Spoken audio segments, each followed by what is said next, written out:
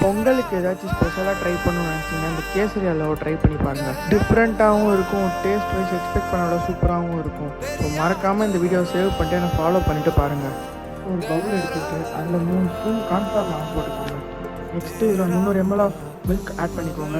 1/2 spoon kesari powder add பண்ணி எல்லாத்தையும் நல்லா மிக்ஸ் பண்ணுங்கள். ஒரே டச் மட்டும் பண்ணிடாதீங்க. பால் ஆனதுக்கப்புறம் கார்ன்ஃப்ளவர் மாவு ஆட் பண்ணுங்கள்.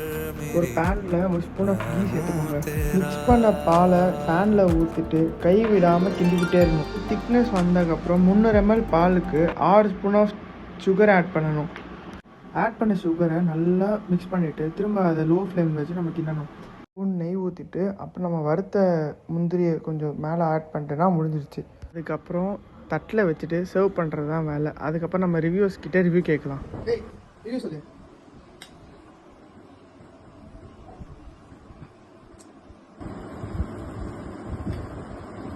நல்லா இருக்குடா.